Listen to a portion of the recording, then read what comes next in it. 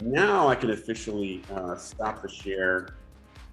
We can close it. Oh, it's coming from YouTube, so I'm going to say no. So it's just going to be like a hard cut. Sorry about that. Hello, everyone. I'm Joel at revThink. Welcome to another weekly briefing. This is a special event we are doing. Our topic is we switched from Frame.io to Assemble.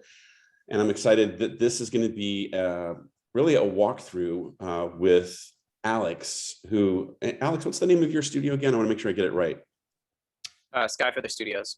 Sky Feather. Okay, good. I was about to say Feather Sky, Feather Light or something like that. So thanks for straightening me out. But we're also excited to have Nate from Assemble with us here. And a lot of you are curious about Assemble as a tool, as a production management system. At revThink, we've seen some really cool things about it, and we've been sort of on the inside with Nate and his team going back quite a ways. Some of you that are in Confab may remember Nate came in and did a real private demo with us some months back. So if you missed that and you're in Confab, be sure to go check out that replay. Okay, here's our format. We only got 30 minutes because we try and keep this really brief. That's why we call it the briefing. And what we're going to do is I'm going to invite Alex to kind of walk through with us what was his before, what's his after experience. Nate is going to be the resident expert that can also chime in with the more official answers on some of the features and capabilities, also maybe some of the new things that they have under development. As we go along, if you have a question or comment, drop it in the chat. I'll be watching that, so I might bring up your question and ask that to Alex or Nate as we go along. If we get past the half-hour mark, we'll try and wrap at the half hour. We might save some of that Q&A for afterwards, assuming Nate or Alex don't have a hard out. Hopefully we can maybe spend an extra 10 or 15 minutes if need be. With that, let me introduce folks. So Alex, please introduce yourself. Tell us about your company and what you guys do. For sure. I'm Alexander, based out of Seattle here with, I'm the creative director here for Sky Feather Studios. And primarily what we focus on is we're considered a digital content agency. So we generally locate other businesses out there who need to adapt their, anything from visual aesthetics to auditory to marketing campaigns. So that could entail video production, photography, audio, basically the whole creative umbrella. And then we kind of sort of enhance that aspect of each one of their brand ethos. So yeah, that's pretty much what we focus on these days for our clientele. Got it. And by the way, if you can you check your audio? We were just noticing it's kind of breaking up or crackling a little bit. Maybe there's something you can for sure on your end. Let me see real quick. Nate, while he's noodling with that, can you introduce yourself and tell us about your role at Assemble? Yeah, absolutely. My name is Nate Watkin. I'm actually a former producer for 8 years, ran a production company, most recently out of Venice Beach in Los Angeles, and very familiar with the role of running a production company, producing, directing, wearing a lot of hats. And throughout my time at the production company, I was always looking for a tool that we could use to run our business and to manage our productions. And everything we tried was like fitting a square peg into a round hole. And so eventually decided we're going to go out and build it, founded Assemble. This was about 5 years ago, and have been building really the platform that we always dreamed of having when I ran my company. So I'm currently the CEO and excited to be here. Awesome. Yeah, you could talk for a whole half hour just expanding on what you just said there. So thanks for keeping it crisp, because I'm sure people will have some questions for you as we go along. I should have also mentioned that at the end of the half hour, please stay tuned, because we will be sharing a special coupon code that will give you an extended trial period for anybody that wants to give Assemble a try. All right, Alex, let's start here. What was wrong that precipitated you saying, man, we need to look at our method, put some sort of a new tool in place? What was happening inside your production company that necessitated some sort of a change? For sure. I think the primary thing that we were running into, I'm sure a lot of anybody who's been in the creative field has encountered this, is that we needed some sense of standardization and something that was missing from that when we were using our previous tools was it was just new formats left and right. When we were using other project tracking solutions, when we were sending out deliverables and we were interacting with clientele, especially in this field, when you're interacting with so many different, moving pieces, whether it's editors, whether it's, VFX, audio guys, whoever, we just couldn't get the communication down. So having, something that was one single repository that people could just kind of look for, sorry about the audio issues, having some single repository that just both the client and also our back-end developers, editors, whoever could look towards as a resource is really what we needed. And that was anything as small as like shuffling through all these emails, shuffling through different project solutions, different logins, different subscriptions, just so many different things that felt unnecessarily complicated. That's primarily what drove us to assemble. So I'm guessing there was some sort of a patchwork, right? Because I heard you say email. I think you said you were using Trello for some things. You're obviously using Frame.io. What was the most common pain point that you would say, like when you're actually in production and you're bumping up against the limitations of that patchwork? What would happen that would drive you crazy?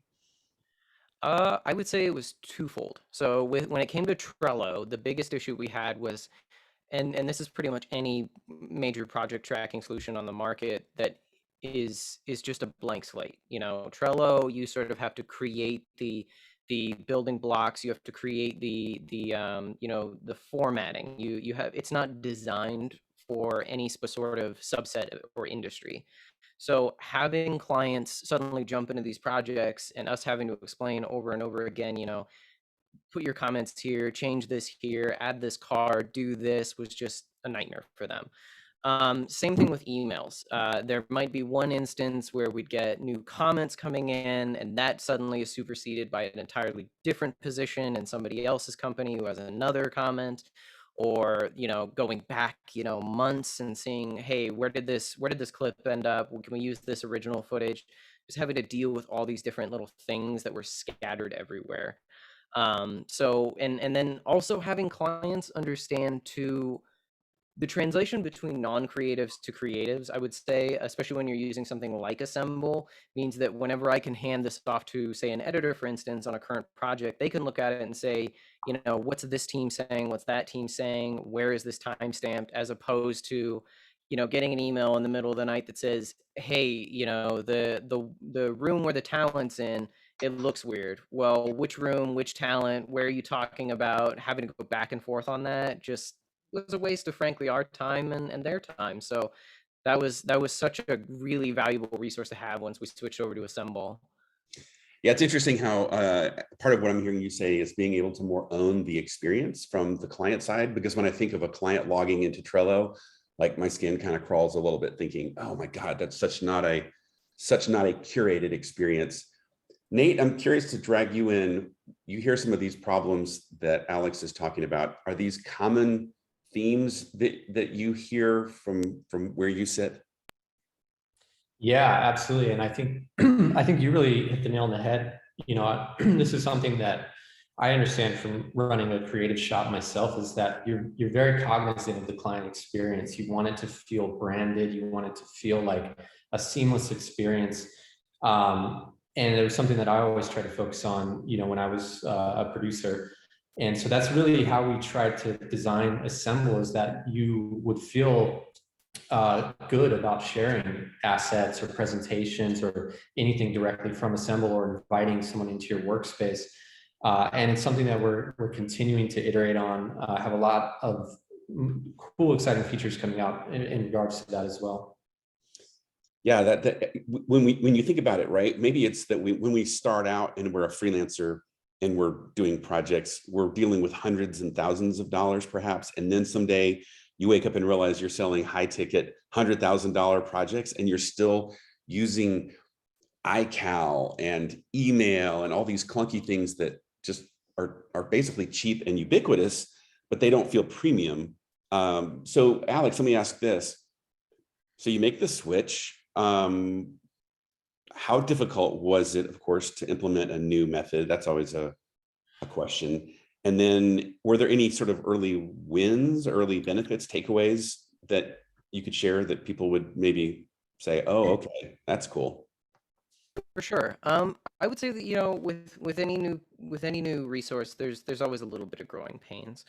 A lot less so with Assemble, because we didn't have to, kind of reiterating what I said earlier, we didn't have to build the groundwork. There was always something with other ones that wasn't quite there. I guess the best way I would describe it is we didn't have to rig it like it was something else. We didn't have to band-aid fix that. So having that growing pain of the new format is always something that you're going to encounter no matter what you're with. But Assemble made it a lot easier because it was designed for what we were doing in mind. Some of the early wins were just having everything in that. Once we started to get everything into one single repository, a lot of our clientele were really appreciative of just having something that they could just go to instantaneous to see those downloads. I mean, I can't tell you how much of a relief it was to no longer be getting requests all of a sudden where it was like, hey, where's that Google Drive folder? Where's that Dropbox link? Or where's all of these submissions? Especially when we had a very early on client who wanted to do like a brand explainer video, and they just had all these ideas they were throwing out in a Zoom meeting like this for like different locations, different talent, different things that they wanted to communicate in the video. And we started to realize it would just be a lot easier to kind of throw everything at the wall and have them just pick and choose, instead of having to put the client through this rigmarole of like, what do you want? What are you talking about? Where do you want to go? Who's this?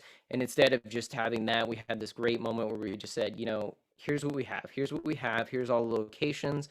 Just go ahead and pick and choose. Pick and choose like you're shopping on Amazon. We'll go ahead and get it. We'll get it ready for you, and then they could just go through on their own accord and just say, I like that, approve this, approve that, and it was so much easier to just have that streamline with the client experience. So that makes me wonder, and maybe this is a question that, well, you could, Alex, maybe answer, but maybe Nate, this is better for you. Because what I'm hearing there is, yes, there's this opportunity where the platform lets clients come in, and it's not just for your team and for your intercommunications, it's also client-facing stuff. Is there a way to manage who can see what? Because obviously there's going to be notes that maybe somebody on my team, I don't know, I'm just thinking back to my day when an editor might be a little bit too candid about this client's being a pain in the ass, and they accidentally put a comment on something that, God forbid, is outward facing. For sure. There's definitely a way to split them. And we actually ran into this also with when we were using like Frame.io and we were using Trello, is having to micromanage all these different permissions. More often than not, especially like you said, in the production days, there's going to be things that I want to tell my editing team that I don't want the client to see at all. There's going to be mistakes that they don't need to know about, and having everybody sort of segmented in that makes it so much easier, especially with I would say when we started assigning permissions to teams who were actually interacting with the end products was a lot easier, in the sense that, like, say we have a business, for instance, we run into this a lot, where there might be a specific marketing department, and they're going to be the ones we're looking for advice on the latest cuts, the latest deliverables, as opposed to, say, a CEO or like a CMO or somebody higher up, or even the admin team, who might want to see the ad, but we just don't necessarily need them to see all these different little, revisions or the lingo that we use in the industry, for instance. So yeah, having that granular permissions management has really helped us kind of basically see what's important and also get it to the right people. Dang. Nate, do you want to add any color to that? And I was going to say, while you're answering that, Alex, could you potentially share? People are sort of chiming in and be like, man, I'd love to see this in action. Do you have an example or a current project or something that you might be able to share your screen? For sure. I have a minimal one that doesn't require an NDA, so it's going to be a little more bare bones than some of the other ones, but definitely. Let me go ahead and share my screen here so you guys can see what the UI looks like. Is that showing up? Yeah, we're seeing it. Thanks. Perfect. So yeah, I mean, here's one that I was talking about, where we have like these different phases here. And so this was a small brand explainer video where we're essentially kind of taking, a product that they have, being in the creative phasing, and sort of showcasing like what's the latest designs. Here's sort of these granular permissions over here where we have like their specific dev team, and they're only, seeing these visibility portions, whereas like having our internal Skyfeather Studios contractors or any employees who actually need to see specific comments. And then this was an example where we had like a location submission process, so they had like an idea of kind of what they wanted, but they sort of needed a breakdown of like what was most realistic, so especially suiting their budget and things like that. And then this is where we sort of live in here, which is like the editing things. This might be the script, this might be the website. And a good example is like, if we have, let's see, I'll open up this latest advertisement here, which there's no cuts on this version 2, unfortunately, but they might see this right here where they have their customers, or sorry, their individual internal team interacting back and forth. So I can go ahead and see what actually needs to be seen. This is the app developer, for instance. Here's like the CEO of the startup, and they can sort of delegate, what they're all individually noticing. And then I can translate that even into my editing team normally would live here, who's, hey, the client mentioned their bag visibility was poor, the cell phone was too dark, or something needs to be changed in there. Or even we actually use the public review link a lot. So for instance, if you have a client who's on the go somewhere, or maybe only going to see the video once or twice, we use this option as a sort of a public form where we can just send them out those links and they can sort of look at it, review it, and just sort of send out their comments that way, as opposed to having to log in each time. So yeah, I mean, this is like a high level overview of sort of what we're looking at. And then obviously you have like the final versions here that each one of the teams can see. They can set the approval status, things like that. Or if I just need to see like, Spot, for instance. But yeah, that's sort of the general overview of the UI. Maybe for people that don't know this UI, have never seen it, can you even give us a peek of what's under some of those side panels like overview and brief and calendar? For sure. These ones haven't been quite fleshed out because this is such a fairly recent project. But normally when you live in here, you can develop out creative briefing. So that might entail like, say somebody, and this is something we run into all the time. If you're onboarding somebody brand new with the team or brand new with your project, this gives them a complete high level overview of all the different tasks that are occurring, all the different, the creative brief is really where we find some of the biggest strengths. So once these are sort of developed out, normally in this project, what's your budget, your deadline, your objective, the background. There's a lot that can go into this where somebody can basically jump in head first and be like, okay, I know who this is for, I know what it's about, I know what the budget is, I know where it's going to be delivered, and maybe even including some like visual examples, especially for non-creatives who might have a general idea of the project but need to see something that's already been executed to understand. The overview, like I said, is basically going to entail like all of your different tasks, cast and crew on set. This could be when the deliverables are due. This could be even beyond that. So we have clients, for instance, who we have one right now who might have a process between the legal work, patenting process, down to copywriting, down to your launch date, down to all of those individual things that we might need to see in our broad level overview. So having those on hand, not only for our editors, but also knowing like, hey, when do I need to actually get this out, or who needs to see this? And then normally calendar would be a translation of that. I apologize for not having a more in-depth one right now, but some of them are a little behind the scenes with the NDA and all that process. So yeah, it's Nate, I'm sure there's things that you're like, oh, if only he could show this or show that. Do you want to share your screen if there's anything else that you want to add? Sure, yeah. I'll do like a 2-minute peek because I know we're short on time. Yeah, sure. As you do this, Nate, too, there's a couple of questions happening in the chat that you might want to address as you go through it.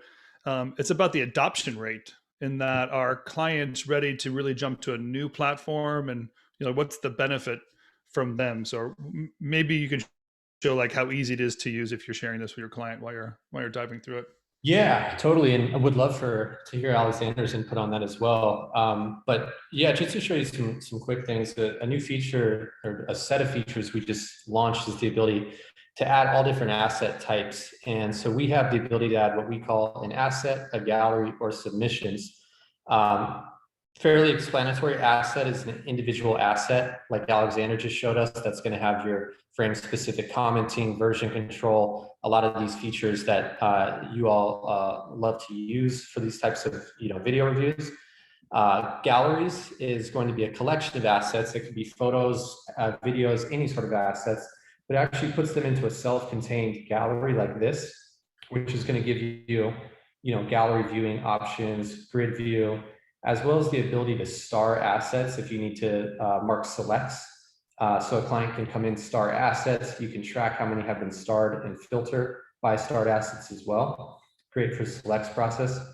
And then the last one, which Alexander touched briefly on, is submissions, one that we're really excited about. But this is anytime you need to submit anything. So if this is a role you're trying to fill, or maybe it's a location that you need to find a location for, you can create a submission, which essentially enables you to create a spec. You add a title and a description of what you're looking for, and then you can add submissions for that. So if I show you a fully built out one, for instance, in casting, let's say we're looking to fill this friend role. Here's what a submission looks like. This is going to show you, okay, here's our role, here's our spec.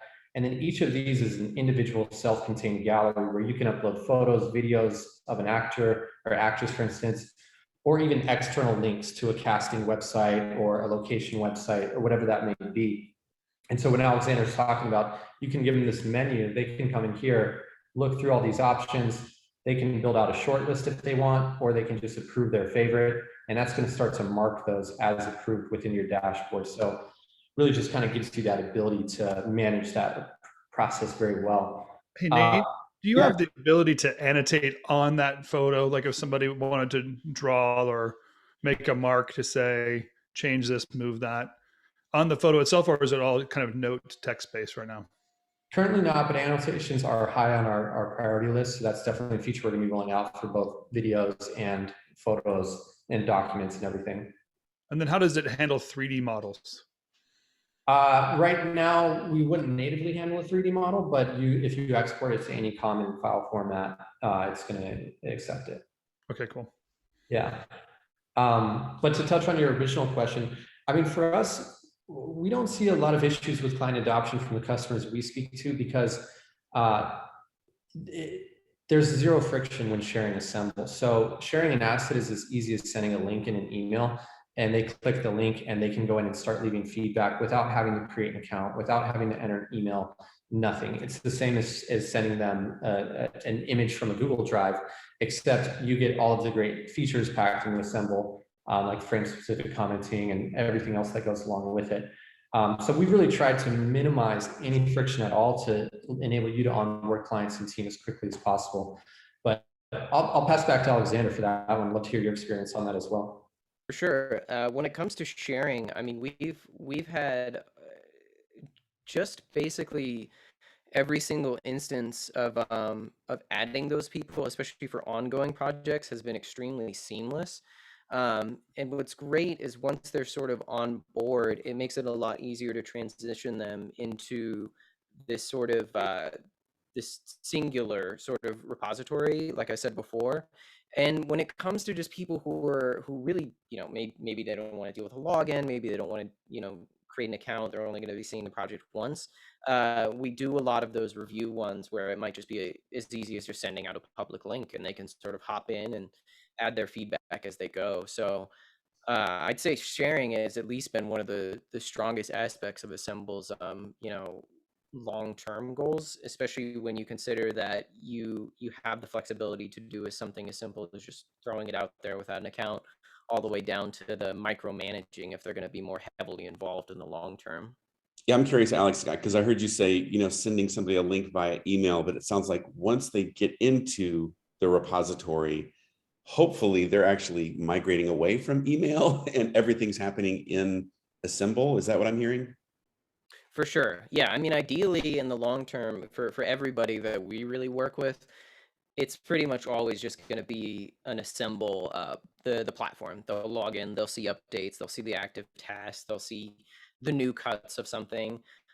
So having that there, especially even if they're out and about ongoing, is still extremely valuable. So like, for instance, it could be as simple as just not having for us to do that email, just having a new cut out there and them sending out those notifications to know what's going on in the background. And I love this question from Sajil.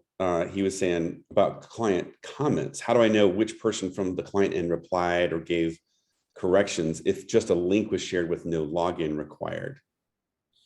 Yeah, so when they access that public link, if they try to do anything such as leave a comment or change the status, it simply asks them to enter their name. So you'll get their name to be able to track that. Got it. Yeah, I'm thinking of how frictionless that is for people like, C-suite level people. God forbid they would have to log in and remember a password and all that kind of stuff. Those people just go mental as soon as you put that little bit of friction up there. So that's very smart. And is it safe to say that it's easy to, when you're looking at all those comments, you can quickly sort and be like, okay, these are my internal team comments. These are the marketing team comments. These are the decision maker comments. How is that stuff arranged so that people can meaningfully sort and filter and so forth? You want to tackle that one, Alexander? Oh, you're on mute. At least in our experience, it's basically just been either by team. So whenever you're actually using the portioned out permissions, you can see who's coming from where. And then the other thing that we generally almost always use is if it's handed off to somebody, say an editor, for instance, gets the latest comments come in from the business themselves, marking those as complete, and then also seeing who as who is oldest to newest and having those categories. But generally we also will segment them based on separate cuts completely. So 10 comments come in from the business, all of those are marked as completed, and a new revision goes out. We can see from there in each one of those different ones where it kind of started from start to finish. Is that kind of what you were looking for? Yes. Yeah. And I know we're short on time, so I think what I'm going to do is I'll save some of these questions that are here in the chat for after the half-hour mark. Hopefully, you guys can stick around for a little bit longer. Let me ask you this to hopefully wrap up at least this section of it. I'm curious to hear from you, Alex. How does this get you excited about the future when you think about how this impacts your business? What do you see is now possible? I would say just growth. I mean, the thing that we've encountered before has always been some ceiling, some drawback, something that almost needed a workaround. So especially for our business, having that long-term, flexibility to say, hey, I might have a client who's as small as this, bakery that needs one video or a couple stills, all the way up to like, hey, we're throwing out a $250,000 spot, for this Fortune 500 company. They need everything. They need as big a team as possible. They're going to have a lot of people coming in, all seeing these different moving pieces.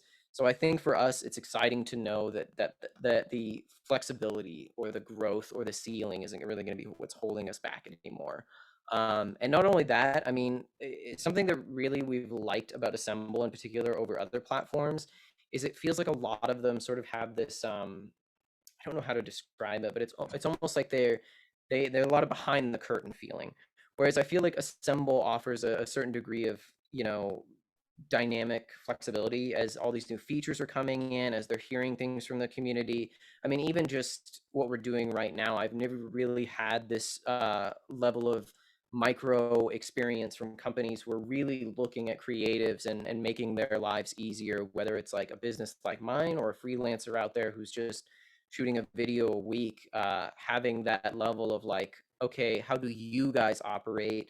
And then building that pathway out just has made the experience so much easier to grow into as a business. Well, let me do this. I'm going to give the code here that we mentioned because we're at the half-hour mark, and I know some people are going to have to bounce. So let me share my screen real quick and just say, Nate, is this what people will expect when they go? They can enter this code here, Rev, as in revCommunity there. And what do they get with that code? Yeah, so right off the bat, you get a 30-day free trial. And then if you enter this code, you're going to get an additional month free. So really gives you a full 2 months free by using that code. Super cool. And we'll also, of course, put a link in the community once we post the replay here. So you can just click on a link and I think it'll automatically enter that code. Am I right, Nate? Yep. No, no, you'll still need to enter that code. Yeah, Okay. so enter Okay. that. Yeah. So Nate, let me now that we're I asked kind of the big question to Alex. I guess my big question for you is, what are you excited about when you look at where you are and where you're heading with Assemble? What's got you excited about the future? Maybe you can give us a little sneak peek into some of the other things you're working on. Yeah, absolutely. I think, number one, we've really tried to build this platform around the customers and around creatives, like Alexander mentioned. I really appreciate him mentioning that. But our focus is everything we build is built through the lens of creatives. And we really want this to be an all-encompassing platform that you can use from pre to post. And we really feel like the final missing component to that, we have calendars, task lists, asset management, file sharing, and feedback, a lot of really advanced tools. But the next component to that we are rolling out, and I saw it mentioned in the chat a little bit, is the ability to create documents within Assemble, which I think is going to be a complete game changer. Everything from simple documents such as meeting notes all the way up to call sheets or shot lists or even presentations. So that's something to keep an eye out for later this year, beginning to roll out. But to me, that's going to be the final piece that is really going to enable Assemble to be your one-stop shop that can replace all tools. Wow, super cool. Yeah, I'm excited about that document feature as well, because again, there's so much client-facing stuff that's going to allow people to just present and communicate in I'll call it a premium way, in an elite way, rather than, okay, here's your Google Doc link, and you feel like, well, this is the same tool that we all use that's basically free. So I'm excited to see what you guys do with that. And I will say this, I mean, for RevThink's part, we're also excited just to kind of be on the inside with you, Nate, and your team, and very excited to see where you're going to be developing things. And maybe there's some ways that some of our tools and our clients can plug into some of the stuff under the hood, as it were. So I'm just excited about maybe some possibilities there.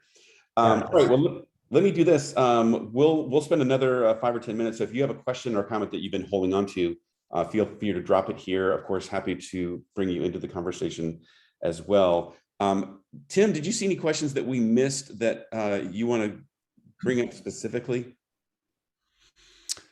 A good question. I've been posting links and such for people to be able to find this on revCommunity and follow the link. So if you're in the chat, you'll see that there. Joel will also post those links and that reference code on the community right now. I'm just writing that post for you right away. Okay, cool. Well, I do like from Jay. A lot of the questions that people are asking, Nate, are really just like access to files and visibility of certain files and file formats. Mm-hmm. So we know it does video and picture, but I think there are other file formats out there. I don't know if you have an extensive list of what's out there or what your platform works with best. Yeah, so currently, videos, photos, documents like PDFs and audio, as well as external links you can add into the platform are the main assets. We're going to continue expanding that. Eventually we would love to have, like native Photoshop support or things of this nature. So that's certainly on the roadmap. But right now, in terms of like as a review platform, it's really used for whatever you're exporting and sending to the client, you can upload to Assemble for feedback. Great. I know there was a question about annotations, like actually on images. Do you currently support that on video, but not other file formats, or is that all in the works?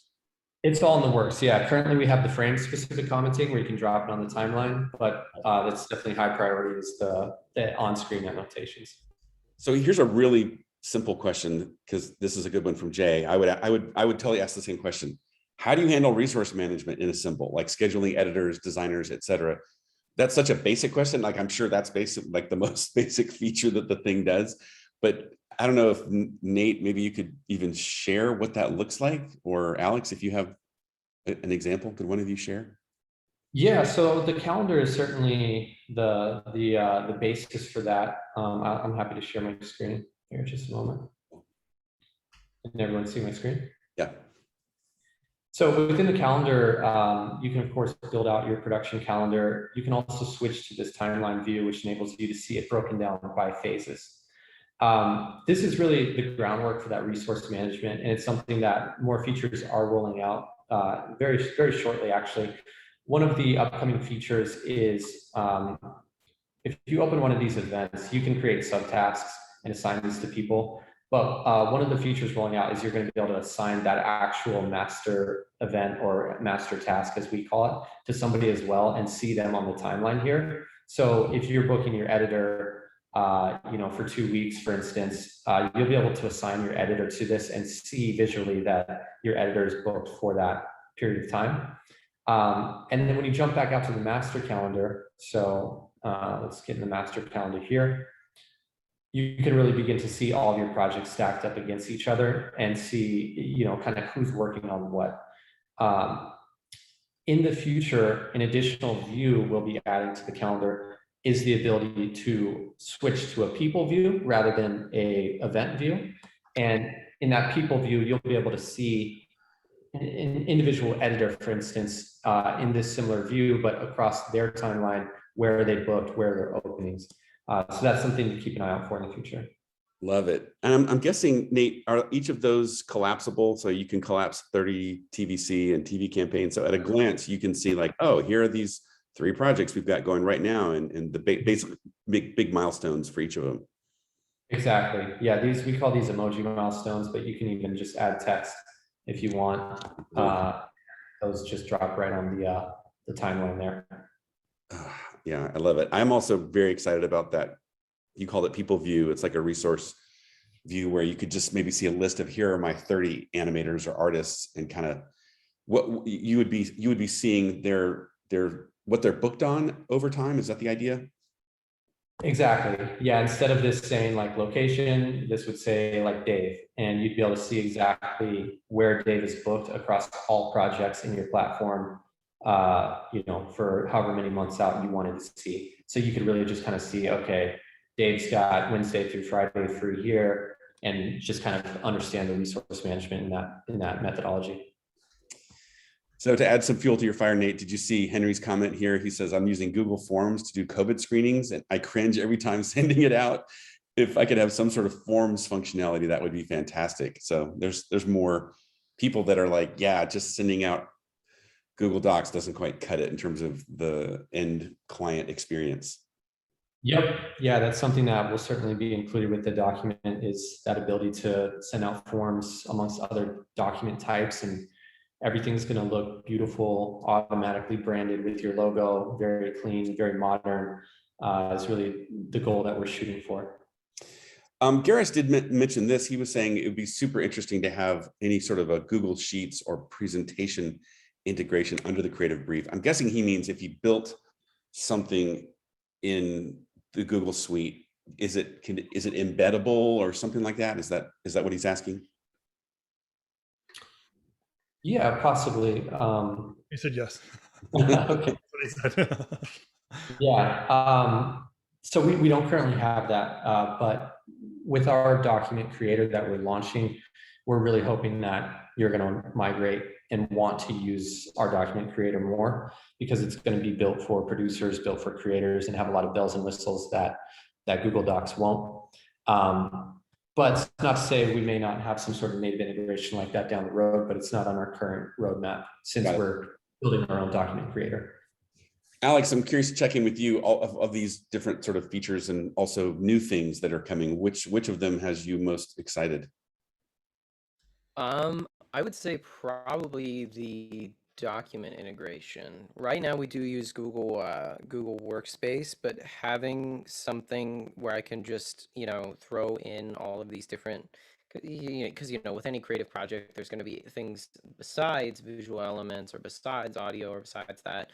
So having like even a call sheet or the script or anything like that just automatically embedded into there, it makes it so I have to do one less platform that a client might otherwise not know even how to use. So yeah, I'd probably say the document creation. Yeah, super cool. I would agree. I think I can think of several clients right now that would be dying for that feature.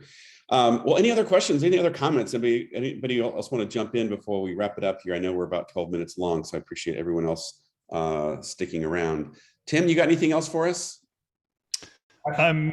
All the questions are cleared, so that was really great. I just saw one back there I wanted to address. Oh, sure. There was a question that there's a 5 project limit. That's only on the starter plan, which is $19 a month. If you add a storage package, which starts at an additional $10 a month, you get unlimited projects. Oh, wow. Okay. Unlimited. Nice. Okay. Well, everyone, please give Alex and Nate a little round of applause, a high five, a thank you. Yes. Awesome to have you guys here. Alex, I'm excited to have you, of course, as a member of the community now, so you can be one of our resident Assemble evangelists or whatever your title might be. Yeah. And Nate, of course, you're in the community as well. So if people have questions, comments, whatever, what's the best way for them to reach out to you? Yeah, happy to post in the community. I'm happy to jump in and interact there. Or you can always reach me, Nate@assemble.tv. We love hearing feedback from customers and potential customers. So happy to chat. That's one email you don't mind getting, right, Nate? Yeah, I love it. I love it. Awesome. All right. Well, we appreciate you guys. Tim, we should remind everyone here that we exist to help each of you thrive in business and life and career. So hopefully this is a good conversation. We appreciate everyone coming to the weekly briefing. So we'll be back again next Thursday for updates from the industry. We'll be talking about trends and other good things. Tim, sign us off. Yeah, it's great to have you guys all here. Thanks for being part of what we do, and we'll see you next week. Okay. Bye, everyone. Guys.